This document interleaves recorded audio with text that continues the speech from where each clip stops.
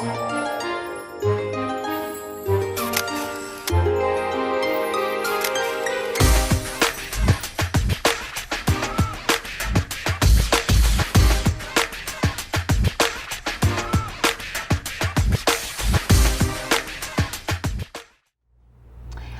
like to welcome a dear friend, a retired educator, a humanitarian, and someone who sits on the executive board of the Community Social Services. And knowing Miss Claudia Nickel for the time that I have, I am not surprised she is involved in this wonderful organization and is spearheading their mission. Claudia, thank you so much for being here on Off the Cuff on WDHT TV in Dearborn Heights. We really appreciate you being here, and we appreciate the work that you do. Well, it's my pleasure, because I'm always ready to talk about Cass Community Social Services. Absolutely. And what they do. So. And before we get into that, I know that you also host a lot of international groups that come in from different countries, and my husband and I have actually been to your home while you hosted some delegations. Tell us a little bit about that really quick before we get into this. Well, it's something I really enjoy through Global Ties, Detroit, which used to be International Visitors Council. And Marion Reich is the one who spearheads that. And they work through the State Department. And so I just housed 2 young Russian women for 2 weeks. Now, people could just have them to dinner or whatever. I enjoy having people for a period of time because I get to know them better, and we just have a better bond that way. And it's building bridges and really getting to know different cultures. And I've enjoyed actually hosting them for dinner, a few of the groups, and actually still keep in touch. And I remember the mayor of the Bahamas was here once, and I hosted him at my house, and it's just really exciting, you know. And we had another diplomat who was a woman as well from Saudi Arabia, and they were sort of all together, and it's really nice just to get to know people, to know what their you know, their different lifestyles are, and then to have them all together and to be able to have that conversation uniquely about their individual lifestyles, and you know how they administer, you know, their public policy, and you know women's issues. And so I know you're very much of an advocate for that, but it's educational and enriching too. And I love the fact that you have them overnight. You're right, and it takes a special kind of person to do that. Well, I enjoy it. So I am in awe of you.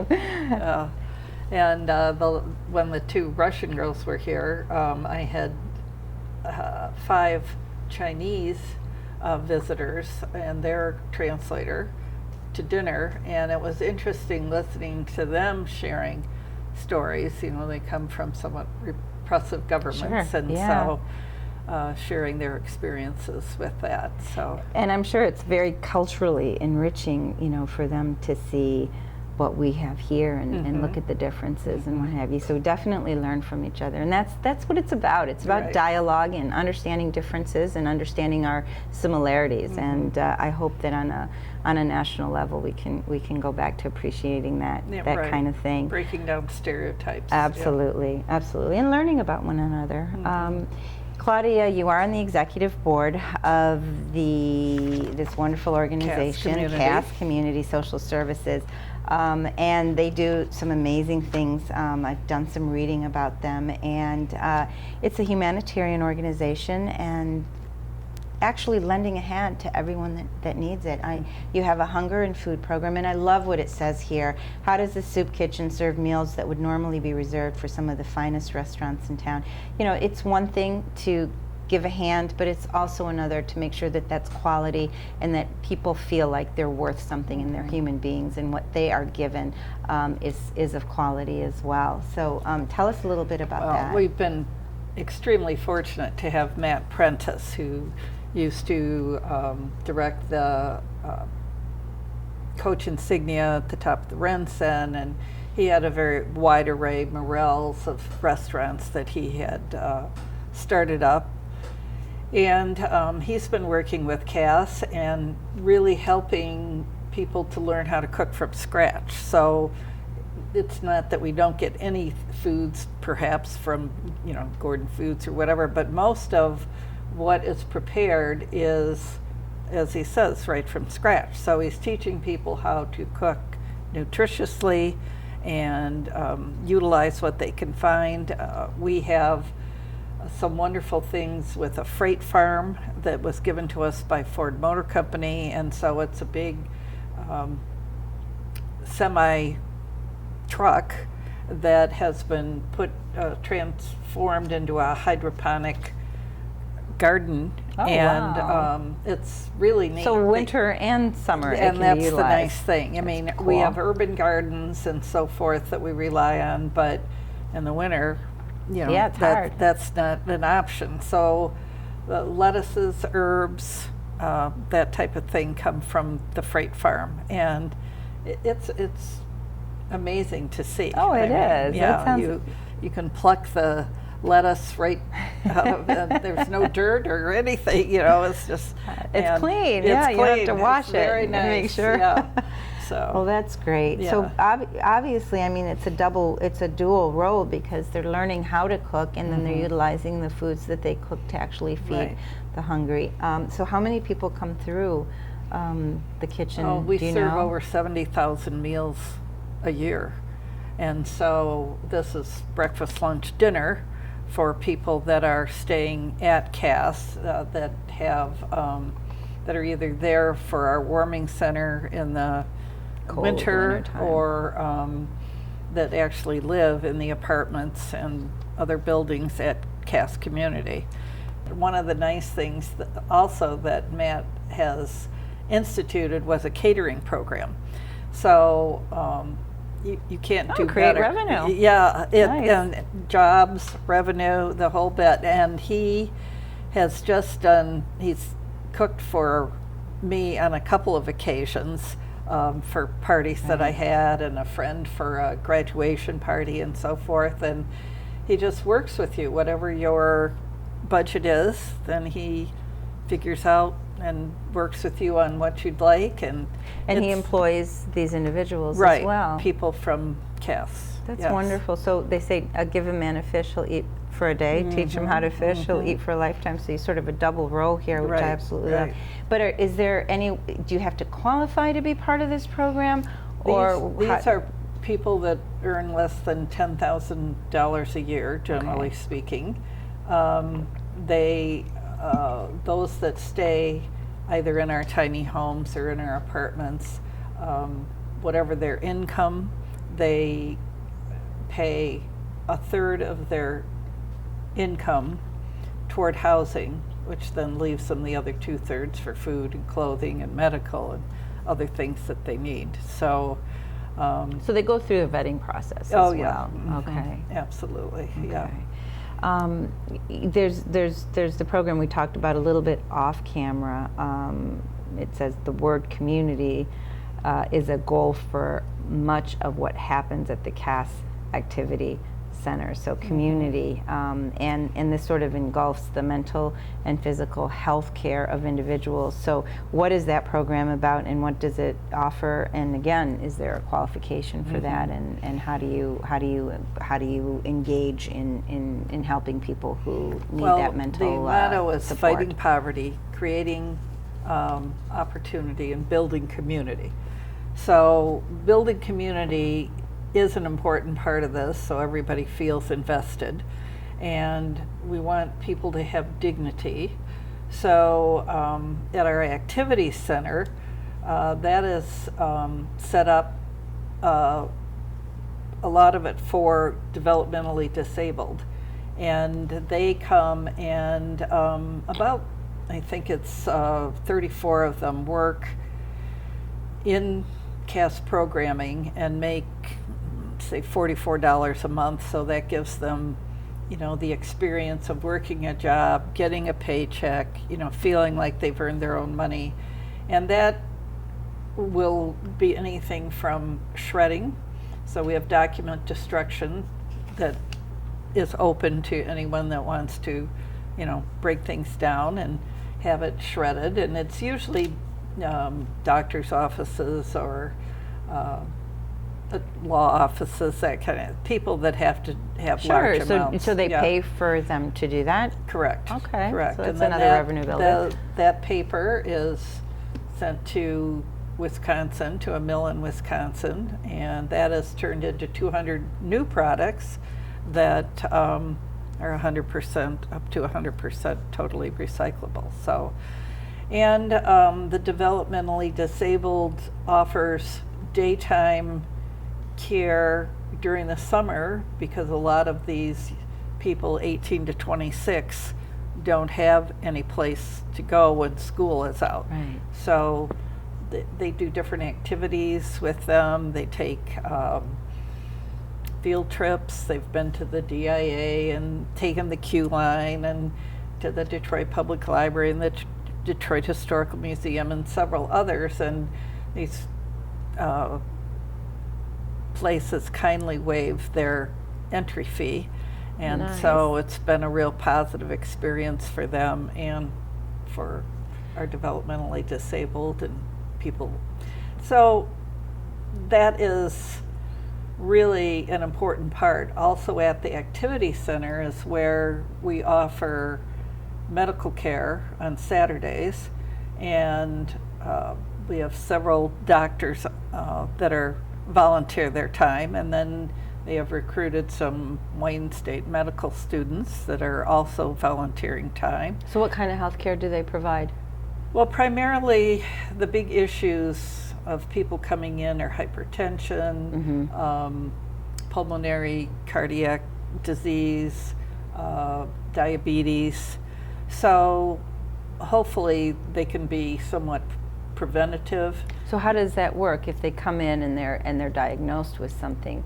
Is that a long-term treatment plan for them through? They can develop a plan, and then they can always come back but the idea is to provide get a diagnosis. them what they need in terms of medications to and there's follow-up care. Right. Because a lot of these people come in, but they don't have insurance. They don't right. have Exactly. So there's That's follow-up why care. this is all volunteer, but it's not so much by appointment as showing up and taking people, as they're there. So Absolutely. I mean, social services agencies, have such a role in community and making sure that communities are healthy, and especially in this day and age, we have so much poverty and the homelessness that people think, oh, there's nobody hungry, there's nobody homeless, and that's so that is such a falsity. I mean, you drive down 94, you see all these homeless people, under the viaducts and what have you. So, what kind of responsibility does community social services feel towards these individuals, and is there any outreach to let these individuals know that there is a safe house, that there is somewhere that they can come, to be provided with these different services, so they don't go hungry, they don't freeze in the wintertime. And I see them all over. Right. It's not like they're not there. They're definitely there. They're definitely there, and we share information with other groups, and so if someone can't help, they can refer them, to us or to someone else, that kind of thing. We were more than filled to capacity during our polar vortex and the polar blast, because they were going out and actually convincing people to come in off the street. They have to convince them? Some just don't like the structure of lights out at a certain time or being with a lot of other people and that kind of thing. So there are strict rules when you're part of well, this? there are rules that, and sometimes that affects, the idea is to eventually make these people self-sustaining on their own. Right. And when they're living in the rotating shelter, for instance, this is something that's usually hosted by churches. And for a week, for instance, Dearborn United Methodist Church hosts every year at Thanksgiving week 30 to 50 homeless people, and I remember that, yes. you know, provide them breakfast. They take a lunch with them, and they're gone during the day to jobs or whatever, and then they're back for dinner and overnight. But they usually have to check in by about 6 o'clock. So if you have a job that has different shifts, that doesn't always work. You know, you can't be on days one time and afternoons another, and so forth. Okay. So, you know, there are limitations to things.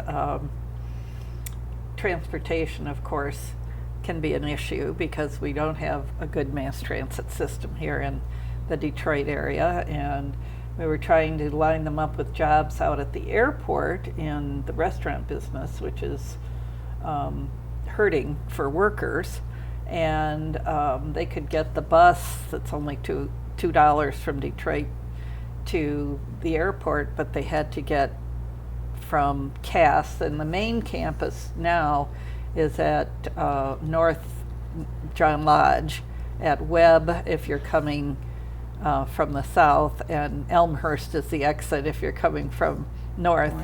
But just getting from there to downtown can be an issue at times. So absolutely. the idea, our goal is to make a walkable community, and we now have the Tiny Homes Project. We'll be having Tiny Homes Open House. What is that? Labor Day weekend. Well, the tiny homes are anywhere from 150 square feet to 400 square feet. And these are some of the things. This will give you an idea of tiny home. These are some of these are coasters that we have. And these are now being I don't know if you occupied. can see these or not, but we'll Yeah. get them on the Yeah. we'll get them on the screen. So- These are occupied, and these were built. These were built. Oh yes, I have heard. Yeah. These are sort of They're sort Well, of. these are not manufactured. These are built on the spot, and Okay. usually there's a sponsor for the home, be it a church, a company, whatever. And each house is different, and that's what's Yes, I can that's tell. what's so neat about it. The idea is for you to feel proud that this is your home.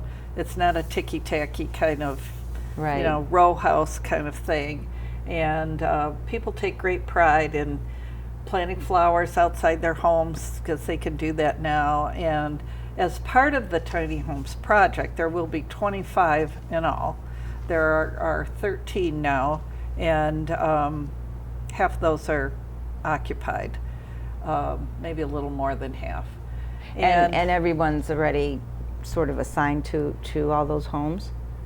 To the 13, not to Okay. the next group. And how do you get qualified for that? Well, and what do you have to do? we of course opened it up, and we had Sort of a raffle kind of thing, or no. It's definitely kind of a vetting process. Okay. Again, you have to qualify financially. So some people, you know, tiny homes are becoming all the rage now. So there are people that say, "Oh, I'd like to live in a tiny home in a diverse community," and so Sure. forth. But again, you have to make less than $10,000. A third of that will be, well, actually, it's not a third of your income. For this, it's $1 a square foot. All right, and so each person, if you're in a 400 square foot home, you'll pay $400 a month, and your utilities are included. And at the end of 7 years, if you have a responsibility to be part of the community and work at, you know, taking care of the lawn or whatever, maybe security, that type of thing, and go to classes, because there's actually a plan to help you be self-sustainable.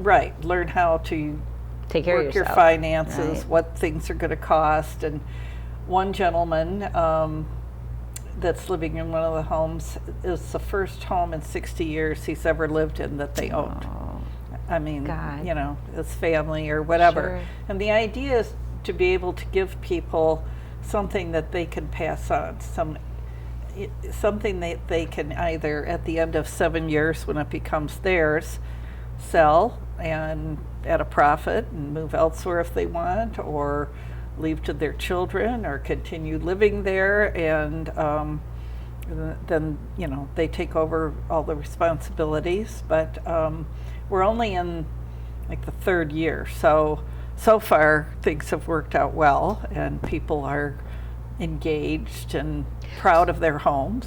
So there's no initial investment for the individuals that come in, so No. it's just the monthly, and you actually help them get a job to be able to afford. Well, we're always trying to help people get jobs, but if they don't have a job, and they may not, they may be on Social Security, disability. We had one retired minister who had epilepsy, and he was living in one of the homes. We have one of the CAS workers who's come up through the program. She lives in one of the homes, and so we want to have students, retirees, every age, and we're trying to make this. We have solar power for each of the homes, and so that'll helps alleviate some of the cost. But they have a washer, a dryer, an air conditioner and heater, and so it's really it is very unique. It's amazing. In nature. I would encourage people to come to the open house. Where? It's going to be at the CAS campus. So if you look at cascommunity.org, Okay. All lowercase, it'll tell, you can buy tickets online. That's in Detroit, right? It's in Detroit, Okay. yep. Just basically you're talking kind of north of the Fisher Building Okay. and Henry Ford Hospital and that area off the lodge. And So- that community is there of the homes? Is Right, right. And so this will be the third year we've done this, and people, it always points out to me how little we actually need. And Yes. because people's first comment is, well, where do they put all their clothes? Well, they don't have a lot Right, of clothes, they don't have a lot of stuff, and right. so some of them have bedrooms, some of them have lofts, so that would depend on what age person lived there, that kind of thing. But I actually saw there was a program on TV that said, sort of scaling down, and they showed these individuals who lived in these beautiful homes who actually did not want to do that anymore and had a couple of kids and what have you, and they showed them going into these very small homes, 500-600 1,000 square feet with 4 people, and the way that they made use of the space, and you sort of look at that and you go, yes, this is a place to eat, to sleep, to socialize with your family, but you don't need as much right. as Probably you the think you people do. in San You can make Francisco do. and New York understand better than most. I had Because a of friend the that had a space. studio Yes. apartment in New York, and due to pricing, you pare down. So, Absolutely, without a doubt, yeah. without a doubt. So we talked a little bit about jobs, but what is the driving force in regards to the community social services agency that focuses on jobs? I mean, if someone did not have a job, they needed one. What do they need to do? Well, we do have some counseling available and contacts that we can use. Some actually through a little micro enterprise that we have. This one gal has started a little company of her own with vending machines, and she goes around and checks on them and has that kind of thing. And so and then we have people involved in the catering, and we have people involved now in solar panels, and again, this idea of recycle and reuse and so forth. And so these 3 young men, one at least had been to prison, knew nothing about tools, didn't know what the tools were they were going to be using, but they were trained, and then they started at CAS putting up lighting and so forth that would be solar powered, and they actually have been to Haiti and to through CAS? yes, Oh, yes, wow. and we actually built solar panels that would be used at a school in Haiti. So that was very interesting in terms of, seeing their work. Yeah, involving them in something positive and giving them a different outlook as well, and making them feel this useful. past February, they went to Liberia and did the same thing. So you have an international twist to all of this. So it's a great opportunity for them, and they feel very proud of what they've done, and they came and talked to the board about how they felt and so forth, and many people we've talked to have said this really saved me. It gave me purpose, it gave me direction, and it's very rewarding. Absolutely. I mean, when you see that somebody cares and somebody's willing to lend a helping hand, especially when you don't know where to go, I mean, it's definitely heartwarming, and it's helpful, and it's creating positive communities. There's various social agencies in the area, and I think the culmination of all these efforts are really making a difference and creating healthier communities. And we all need to invest in this. Is there an investment program if somebody wants to contribute? What do they do? How do they do it? Again, the website is cascommunity.org, and there are always opportunities for volunteers. We have lots of volunteers that come from school groups, colleges, churches, that type of thing.